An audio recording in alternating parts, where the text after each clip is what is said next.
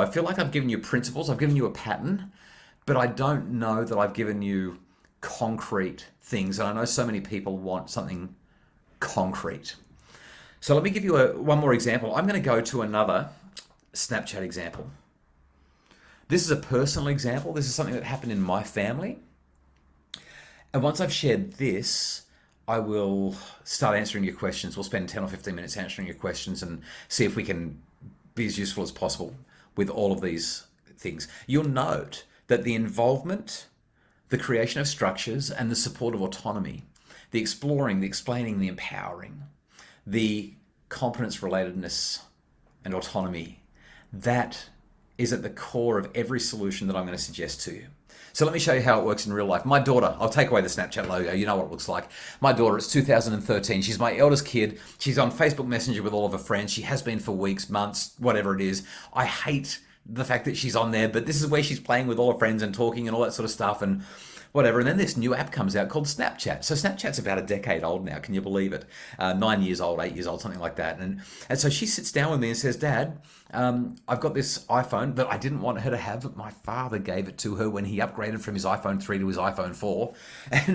And so she's got the phone and she says, Dad, I want to download Snapchat. And because you're my dad and because we've got an agreement that I only use the phone if I've got permission to download the apps, I want to download Snapchat. So what I do for work is I tell parents to keep their kids off Snapchat. I know what happens on Snapchat. I don't want my daughter to be on Snapchat.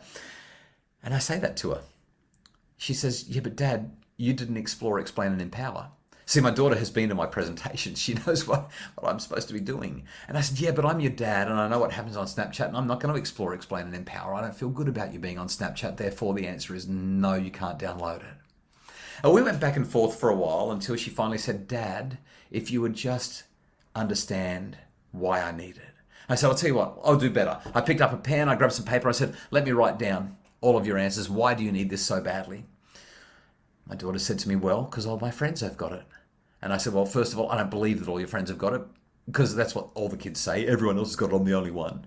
And she said, well, that's the first thing. And yeah, they do. But the second thing is all of my friends we didn't use the word ghosting back then. Ghosting wasn't a thing in 2013. But she said, all of my friends are ghosting me.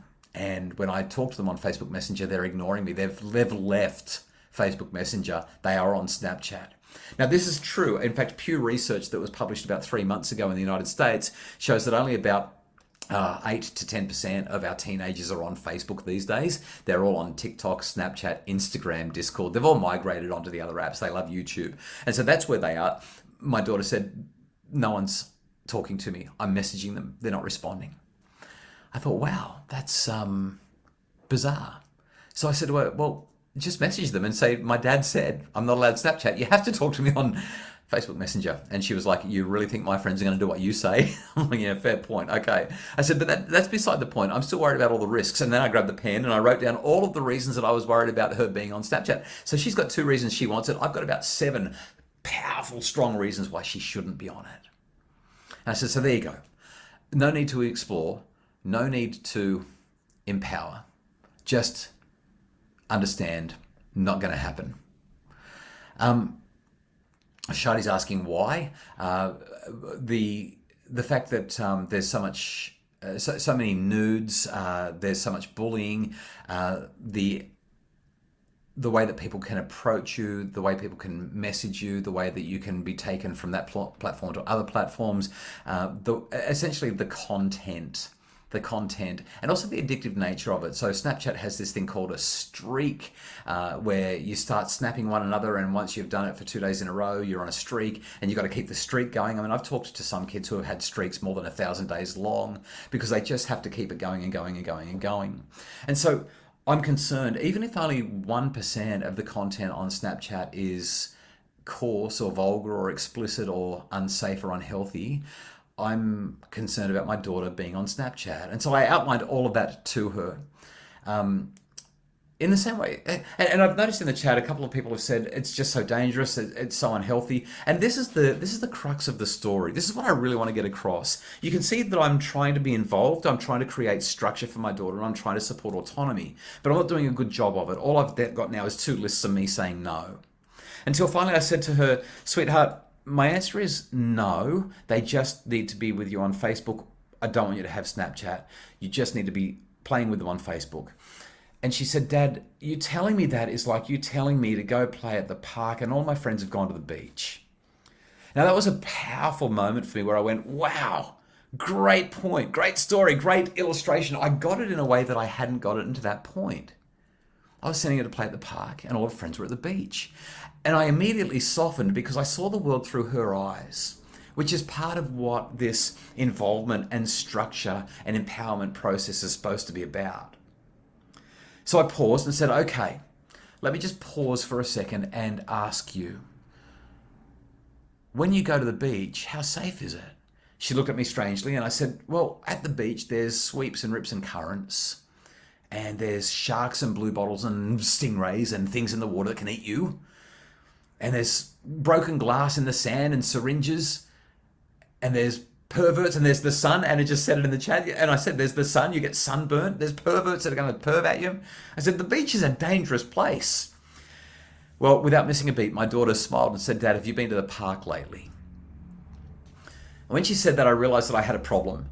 You see, Facebook, Discord, Snapchat, TikTok, Instagram, whatever, Fortnite, Minecraft, Roblox, no matter what platform you're talking about, no matter what platform your children are on, there are risks. And I'm not saying this to scare you, I'm saying it because it's the reality.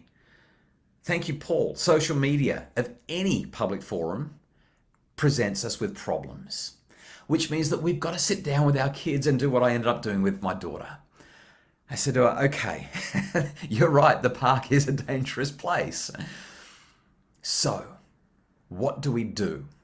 Now, the metaphor stopped in our conversation and we had a very proper conversation about things. But if I was to continue and extend the metaphor, what my daughter essentially said to me was, Dad, would you let me go to the beach if I promised to put on sunscreen and a hat and dress appropriately for the beach and stay swimming within the flags and only be at the beach with my friends and let you come to the beach every now and again and check in on me to make sure that I'm doing and saying the things that I promised you that I would do?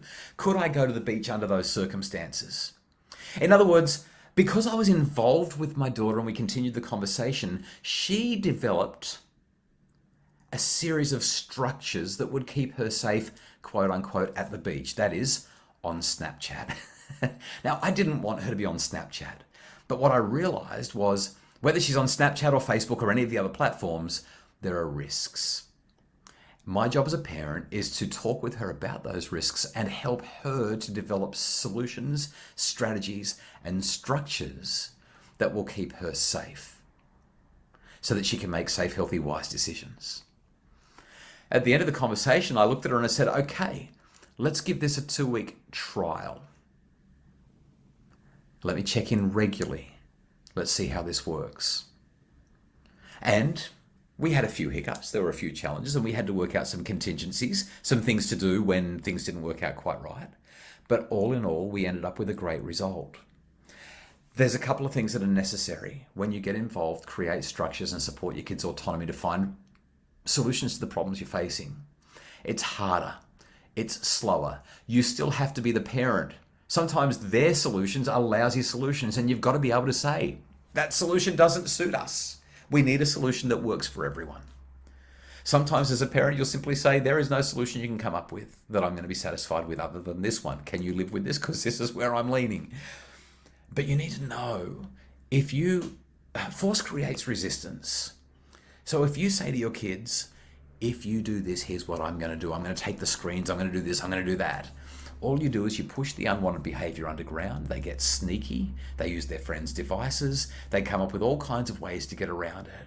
When I wrote my book about teenage girls, Misconnection, they told me about how they just download the app each day when they go to school and delete it each day when they come home. They told me about how they give their parents an empty phone case and keep their phone in their room. They told me that they give their parents their phone or their iPad or their computer, but they've got a spare one hidden under the bed or in their drawer that their friends gave them because their friends didn't need it anymore.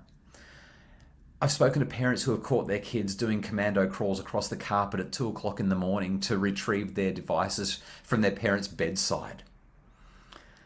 The only way that we can do this effectively is if we explore, explain, and empower. And you might find that you can't get the solution in one conversation. You might find it takes 2 or 3 or 4 conversations. You might find that it takes 2 or 3 months. It's challenging. And that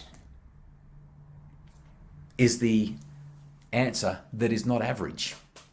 That is the answer to having our conversations with our kids about pornography, about gaming, about gambling, and about horrendous content that comes up in online forums like Discord and other chats. That's how we create balance, as Liz asked, between life and the game. That's how we help them to get off their screens and get into life.